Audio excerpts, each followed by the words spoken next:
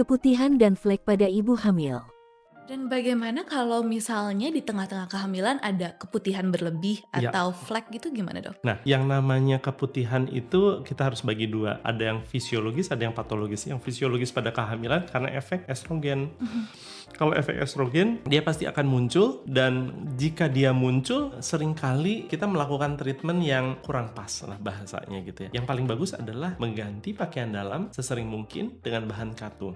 Nah, seringkali karena tidak nyaman, dicuci lah dengan air yang mengalir ke dalam. Apa yang akan terjadi? Asam vaginanya akan terjadi perubahan. Apa kalau asam vaginanya terjadi perubahan? Maka kuman-kuman yang tidak semestinya mengganas, dia akan mengganas di situ. Menjadi keputihan yang berbahaya atau yang patologis. Sehingga dia dapat menyebabkan suatu infeksi ke mulut rahim. Mulut rahim yang menipis terjadi pembukaan prematur. Ujung-ujungnya akan ke sana. Nah, kalau keputihan lebih bagus dikonsulkan untuk dicek apakah ini tipe yang normal karena estrogen atau ini karena infeksi. Nah, kalau terjadinya flek ini biasanya bisa penyebabnya dari bagian vagina. Jadi jangan sampai ini ya. Jadi bagian luar itu adalah vulva, terus ada liang vagina. Vagina itu adalah lorongnya, mulut rahim adalah pintu bayi itu keluar yang panjangnya kurang lebih sekitar 3-5 cm.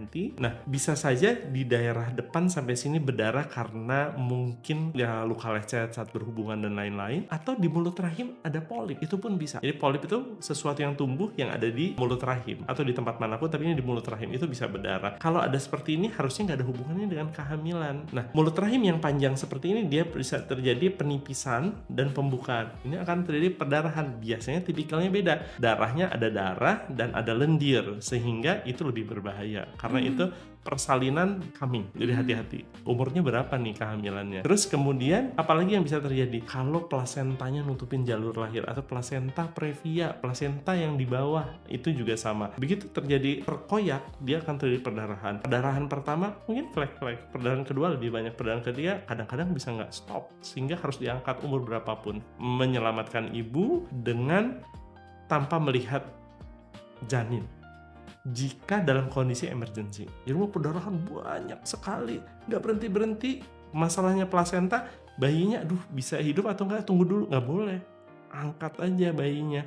Bayinya nanti urusan dengan orang-orang yang untuk membesarkan di daerah keilmuan NICU lah, neonatal intensive care gitu ya. Oke. Jadi seperti itu.